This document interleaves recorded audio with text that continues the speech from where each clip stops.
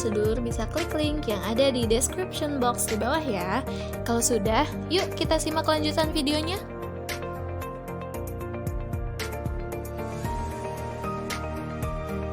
Mengedukasi masyarakat itu bentuknya macam-macam. Bisa masyarakat datang bertanya kepada kita, atau kita yang proaktif memberikan pemahaman atau edukasi kepada masyarakat. Tatarannya masyarakat banyak berbeda. Bisa kita masuk memberikan pemahaman tentang hukum itu bersifat edukasi atau sosialisasi kepada anak-anak sekolah. Kita punya program namanya Bersama Sekolah. Ini di bawah bidang intelijen, Pak. Jadi kita nanti bidang intelijen akan secara rutin, secara berulang melakukan giat bersama sekolah. Sasarannya adalah anak-anak sekolah, siswa-siswa sekolah. Kemudian kita juga bisa melakukan kegiatan, program kita adalah Jaksa Masuk Desa. Ya, Jaksa Masuk Desa ini kita sasaran siapa? Masyarakat desa. Masyarakat desa. Ya, bisa juga kecamatan juga bisa. Jadi program kita ini memang sudah ada di bawah naungan bidang intelijen. Kemudian kita juga ada program namanya Jaksa Menyapa. Jaksa Menyapa ini kita bekerjasama dengan media radio. Nah, di Pacitan ini kita mungkin bekerjasama dengan media radio di Pacitan. Kalau mungkin ada yang belum ada, kita akan bisa bekerjasama dengan radio swasta di Pacitan untuk menjadwalkan siaran berupa siaran edukasi. Dan kita selama ini sudah melakukan kerjasama dengan Radio Republik Indonesia yang ada di Kota Madiun pusatnya. Dan nanti kita akan membuat jadwal agenda secara bergantian dari kejari-kejari yang lain untuk siaran langsung yang bisa didengar, yang frekuensi jangkauannya luas dari Radio Republik Indonesia ini, Kota Madiun yang meliputi wilayah se-X garis dengan Madiun termasuk Kabupaten Pacitan. Kita sudah melakukan kerjasama dengan Radio Republik Indonesia untuk memberikan edukasi hukum, ya, pemahaman hukum pada masyarakat. Kita menerima juga pertanyaan-pertanyaan atau bahkan keluhan-keluhan dari masyarakat, ya, terkait dengan permasalahan hukum. Seperti tadi saya sampaikan, kita punya program yang disebut dengan Halo Jaksa Pacitan, yang merupakan aplikasi kita terbaru sejak zaman saya sebagai kepala Jaksa Negeri Pacitan, di mana sistem aplikasi Halo Jaksa Pacitan ini berisi tentang layanan terkait pengaduan, kemudian laporan adanya dugaan tindak pidana korupsi, sampai dengan konsultasi hukum baik masalah pidana maupun perdata. Jadi ada hotline-nya Halo Jaksa Pacitan, nanti bisa langsung lewat WA dan tidak berbayar alias gratis. Halo Jaksa Pacitan ini juga menerima layanan informasi dari masyarakat timbal balik. Kalau misalnya kita masih ada daftar pencarian orang atau buronan dari proses hukum kita yang lari, makanya masyarakat melalui Halo Jaksa Pacitan ini bisa memberikan informasi tentang keberadaan DPO ini pada kita melalui Halo Jaksa Pacitan. Jadi membantu kami memberikan informasi terkait daftar pencarian yang sedang kita cari yang seharusnya kita proses hukum untuk selesaikan secara proses hukum. Apakah kita penuntutan, apakah kita eksekusi.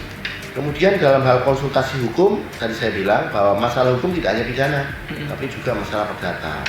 Jadi masyarakat silakan, kita memiliki kewenangan sebagai pemberi pertimbangan, bantuan hukum, juga saran, ya, pihak-pihak sengketa dan memberikan mediasi. Dan kita juga memiliki kewenangan sebagai pengacara negara, bagi jaksa pengacara negara. Jadi konteks jaksa pengacara negara ini kita mewakili instansi pemerintah, Pak. Tidak bisa mewakili swasta, ya. Kita mewakili instansi pemerintah, tidak instansi swasta. Jadi sebagai jaksa pengacara negara mempunyai kewenangan untuk membuat proses di bidang penyelesaian perkara perdata, baik secara litigasi maupun non litigasi. Apa yang dimaksud dengan litigasi? Litigasi itu adalah proses kalau ada sengketa perkara perdata yang harus diselesaikan melalui proses pengadilan. Non litigasi tadi seperti saya sampaikan, penyelesaian perkara atau masalah-masalah sengketa perdata itu kita selesaikan dengan mediasi. Di luar pengadilan. Di luar pengadilan, non litigasi. Mediasi, kemudian memberikan pendapat hukum, memberikan pertimbangan hukum, ya. konsultasi, pelayanan hukum, itu namanya non-litigasi untuk mengupayakan win-win solution atau sama-sama mencapai titik temu dari pihak-pihak yang bersengketa dari aspek perdata. Saya laku Pak ya, jadi ada jaksa masuk desa, masuk sekolah, dan jaga desa.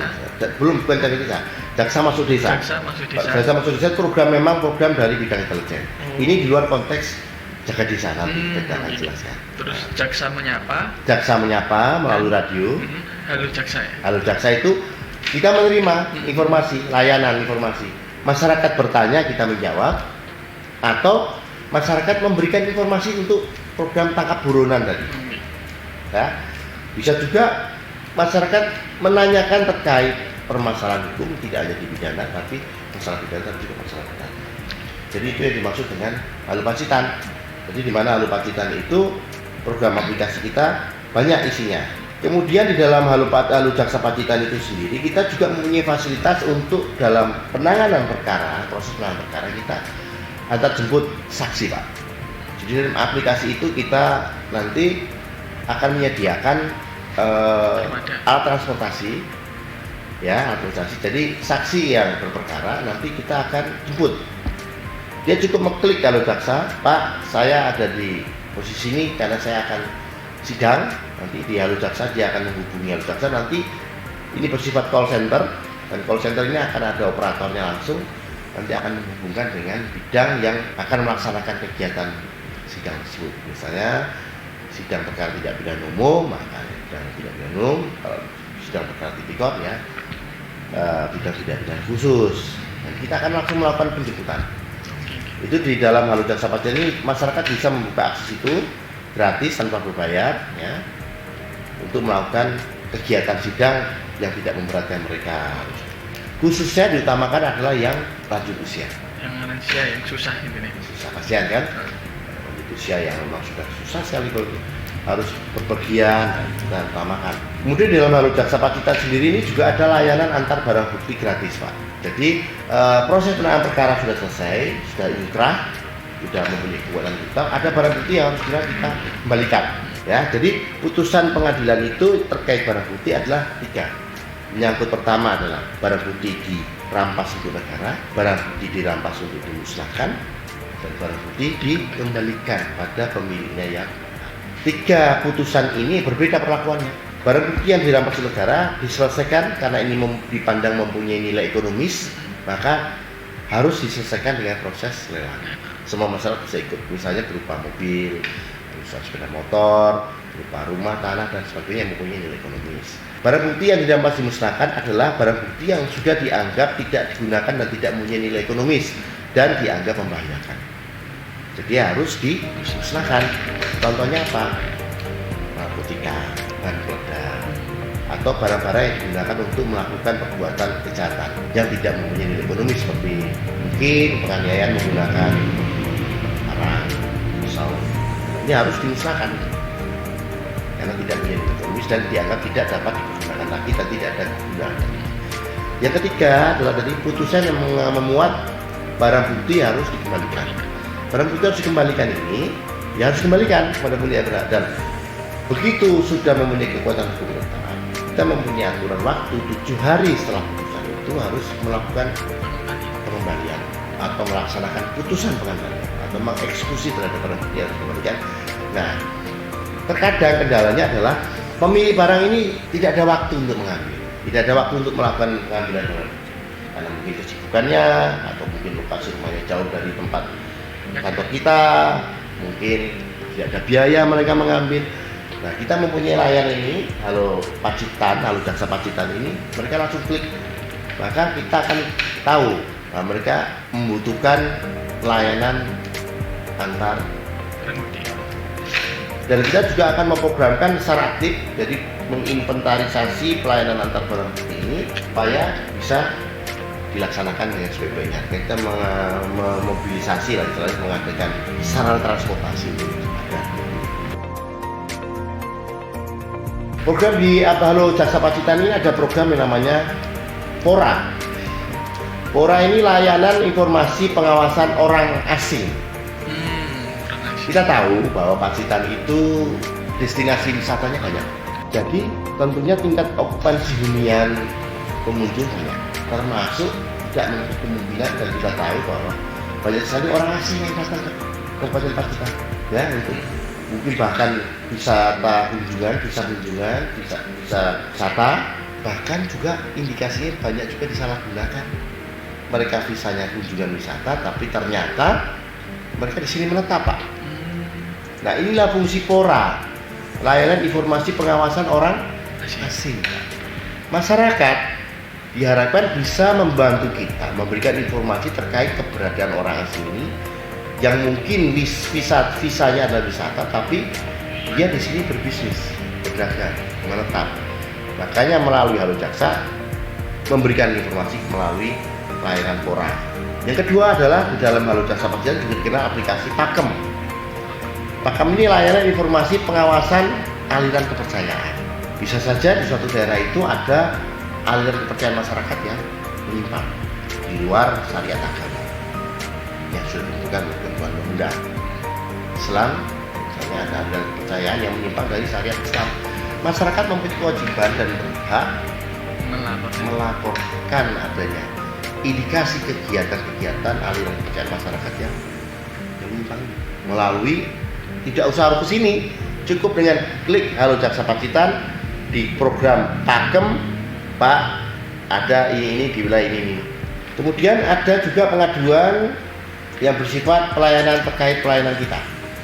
Pelayanan kepada kita, ini kita bisa, misalnya masyarakat mungkin para pencari keadilan kurang seret dengan pelayanan kita dalam proses hukumnya, atau mungkin dalam pada saat pelayanan pengambilan tilang mungkin kita ada masyarakat yang kurang pas, bisa memberikan laporan terkait pelayanan. Kritik saran. Ada juga kita fasilitas pelayanan untuk menangani pengambilan barang bukti hilang yang dimaksud dengan loket pelayanan elektronik hilang.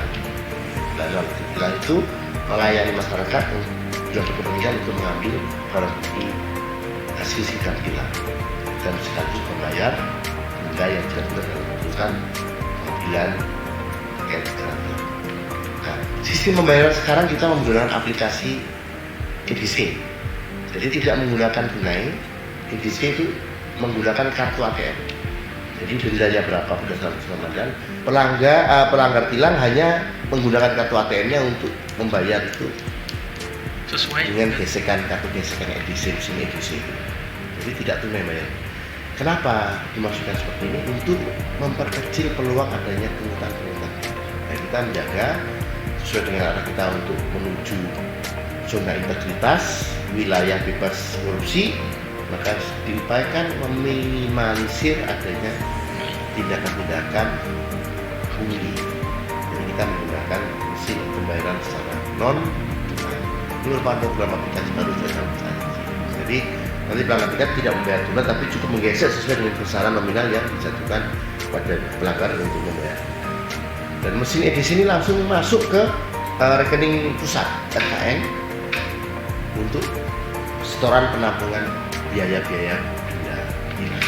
Jadi kita hanya meminta struknya nanti dari mesin itu bukan untuk kita sebagai bukti pelaporan bahwa ini sudah membayar.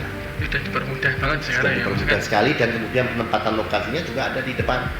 Sementara ini kan dulu di tengah. Jadi kita tempatkan loket pelayanan elektronik tilang tadi dengan mesin non tunai di depan. Jadi artinya masyarakat langsung begitu masuk ke depan, di situ ada loket, langsung di situ. Di situ ada ruang tunggu kita. Bisa saja mungkin masyarakat datang ke loket, Ya, menunggu sampai menunggu. Jadi masyarakat mungkin mengajukan bukti resi untuk pengambilan barang bukti dan sekaligus membayar denda. Setelah membayar denda, dia mengambil barang buktinya. Nah, nanti diterima oleh petugas tilang, didata, dipersilakan untuk menunggu dulu proses. Kan berdasarkan urutan siapa yang datang terlebih dahulu. Misalnya dalam satu hari ini, dalam satu minggu, dan satu hari ditentukan untuk proses pelayanan tilang itu hari habis. Nah, nanti di situ petugas tilang kita menerima resi berapa putusan yang harus dibayar, denda yang dibayar, sekaligus resi untuk pengambilan barang bukti yang disita dalam peristiwa taksi, SNK, ya, Nah itu nanti disuruh menunggu, ada ruang tunggunya di samping loket yang bilang sambil dipanggil berdasarkan nomor antrian. Jadi itu diserahkan instruksinya untuk di berapa dia harus membayar, dia mau membayar melalui gesek, di pembayaran sudah keluar, barang bukti. Sebentar Pak, jadi tidak lama karena memang berdasarkan nomor antrian itu kalau mesti gesek cepat. Kalau mungkin seperti bahan kita dengan membayar tunai kita harus mencari lagi pengembalian uang lama, tapi dengan cukup gesek dan dengan online itu langsung masuk cepat, tidak ada 1 menit. Paling membutuhkan waktu paling lama itu paling 15 menit per orang. Dan loketnya di depan ya. Di depan, jadi tidak harus masuk mungkin kebingungan. Ya, para pelanggan bilang kebingungan masuk ke ruang-ruang ini gimana kita kita tulis di dalam loket pelayanan loket elektronik. Nah, biasanya itu juga dimungkinkan pelanggan yang telat mengambil barang bukti. Telat mengambil. Jadi itu biasanya tidak dibuat dari kami, bisa dibuat dia bisa mengambil dia.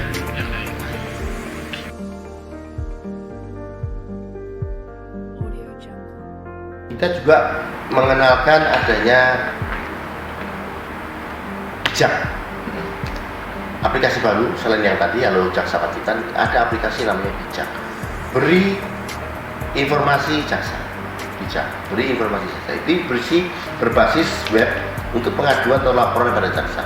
Nah, kenapa kita sampaikan aplikasi ini? Ada sebenarnya untuk memudahkan masyarakat memberikan haknya dan melakukan kewajibannya.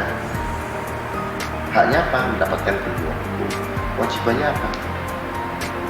Memberikan informasi terkait dengan pelanggaran-pelanggaran yang terjadi di masyarakat.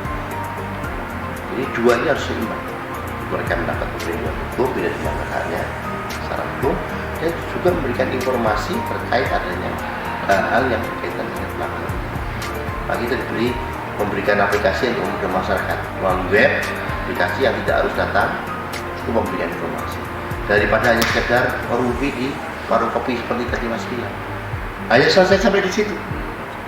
Jadi kepedulian terkait dengan masalah hukum kurang. Bukan berarti kita akan menciptakan suatu kondisi yang kisruh, yang tidak adem ayem tentram, tidak.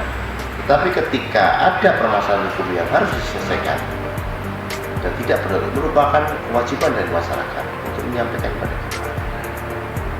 Dan haknya yang timbal balik, bagaimana manakala mereka sebagai masyarakat atau anggota masyarakat yang merasa dilanggar haknya secara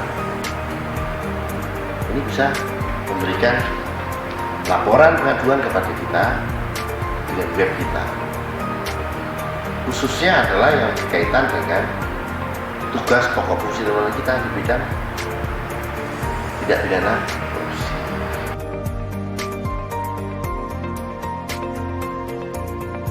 Jadi memang dalam proses penanganan perkara atau proses penegakan hukum tidak menutup kemungkinan kita akan bersinggungan dengan pihak-pihak yang berbeda. Contoh misalnya, kita melakukan penanganan tidak pidana korupsi. Biasanya pihak-pihak yang sedang berperkara ini, terutama yang mungkin mempunyai akses di masyarakat, ini sebagai tokoh masyarakat, atau juga sebagai tokoh yang berkaitan dengan partai politik, tidak menutup kemungkinan mempunyai masa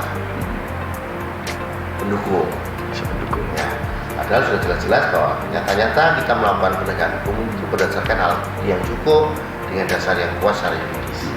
Kalau memang benar terjadi penyimpangan yang dilakukan oleh yang bersangkutan, tetapi mungkin karena pola pikir masyarakat bahwa yang bersangkutan atau orang tersebut yang melakukan pelanggaran hukum itu merupakan partai idola mereka. Jadi masa pendukung ini kadang-kadang menutup rasionalitas berpikir mereka, berpikir mereka secara sehat dan secara hukum. Nah inilah yang biasanya sering terjadi, kita mungkin akan bersinggungan.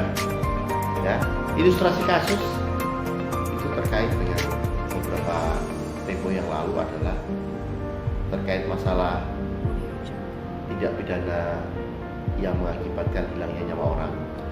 Kemudian di proses ini ada pelaku yang secara tidak sengaja ataupun sengaja sesuai dengan indikasi yang dilaporkan oleh aparat kepolisian, kemudian ditindaklanjuti dalam proses hukum. Kemudian jenjang berkas dan pelaku ini yang sama-sama masih satu anggota organisasi ini, kemudian diproses secara hukum dan diajukan ke kejaksaan. Dan nyatanya memang ada korban meninggal di situ. Nah, kita kemudian melanjutkan proses penyidikan dari polisi ini. Ternyata di belakang hari, kemudian hari ini masa pendukung dari organisasi ini justru malah melakukan aksi unjuk rasa di kita. Kenapa memproses? Kita kan hanya menerima. Sesuai dari sudah saya jelaskan bahwa ini perkara tidak pidana, pasalnya pasal menghilangkan nyawa orang lain, pasal 38 pembunuhan atau penganiayaan yang mengakibatkan mati. Kita hanya meneruskan hasil proses hukum yang dilakukan oleh polisi. Kita tidak punya kepentingan apa-apa. Sepanjang alat bukti itu cukup, tentu kita akan teruskan dalam proses selanjutnya, yaitu persidangan. Nah, ini kadang-kadang singgungan dari masa organisasi ini yang merasa jangan anggota saya diproses. Ini merupakan bentuk ketidaksadaran masyarakat tentang hukum. Masyarakat itu harus sadar, harus taat dan mengerti atau melek hukum. Bahwa siapapun figurnya, kalau melakukan pelanggaran hukum, tidak patut dipidana. Jadi masyarakat harus sadar di sini. Inilah sehingga yang seringkali terjadi di sini. Jadi mereka hanya menutup mata, pokoknya apapun yang dilakukan itu tidak boleh salah. Ini keliru. Pemahaman ini harus diluruskan. Public figure tidak menutup kemungkinan berbuat salah. Ya, manusia tempat salah. Tidak menutup kemungkinan melakukan perbuatan melawan hukum. Jadi masyarakat pendukung yang mengidolakan, biarkan harus bijak, harus arif dan bijaksana. Bahwa hormatilah proses hukum. Jangan melakukan tindakan-tindakan yang justru berbentuk menimbulkan masalah hukum yang baru. Nah, untuk kalau ketika sudah terjadi seperti itu, upaya yang dilakukan kejaksaan juga. Kita menerima, kita akan memberikan penjelasan. Seperti kita menghadapi aksi unjuk rasa, kita akan jelaskan. Cuma masalahnya kadang-kadang sering terjadi. Ketika kita menjelaskan, mereka tidak mau menerima dan bahkan justru melakukan tindakan-tindakan anarkis. Di mana tindakan-tindakan anarkis ini sangat disayangkan. Jadi artinya memang memberikan pemahaman kepada masyarakat itu harus lebih hati-hati dengan cara-cara persuasif dan memberikan edukasi supaya menyadarkan mereka terkait pentingnya mereka berbuat. Ya, ketika mereka melakukan tindakan-tindakan anarkis, justru yang bertentangan dan melakukan pelanggaran hukum yang menyebabkan masalah. Diharapkan saya lagi pada masyarakat kita jangan membela orang yang melakukan. Hormati hukum, ikuti hukum. Ada prosedur hukum yang harus dilalui. Bukan berarti nanti prosedur hukum itu kita tidak menghormati hak-hak mereka. Tetap ada koridor-koridor untuk menghargai hak tersangka, terdakwa. Bahkan sampai nanti diputus pun kita mesti menghargai dan menghormati hak mereka. Ya, itulah. Jadi harus seimbang. Hormati aja hukum, ikuti prosesnya. Tetap kita hargai ke orang yang melakukan pelanggaran hukum. Meskipun mereka itu mungkin dijual mereka, tapi kita hargai. Apapun keputusan hakim, kita harus hormati. Itu namanya proses hukum. Kita sepakat bahwa negara ini adalah restart. Hukum sebagai paling batas tinggi. Ikuti, hormati.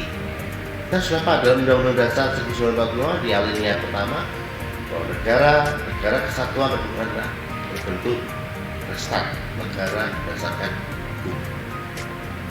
Ikuti itu. Ya. Jadi justru jangan menginjak-injak hukum. Jangan memaksakan juga. Jangan memaksakan kehendak dan justru melanggar hukum. Iya. Ya. Terima kasih. Marilah kita bersama-sama menjadi orang yang taat, patuh, sadar hukum, menciptakan masyarakat madani yang sejahtera, yang mendukung sektor pembangunan pemerintah dengan berbasis koridor, membangun hal yang wajib. Tetapi membangun dengan memperdomani asas atau kaidah-kaidah atau koridor hukum itu yang penting. Jadi masyarakat diminta untuk mendukung program pembangunan pemerintah Kabupaten Pacitan, pemerintah daerah Kabupaten Pacitan dengan ikut melakukan pengawasan terkait dengan sektor-sektor pembangunan yang rawan terhadap pelanggaran tindak pidana keuangan atau indikasi tindak pidana.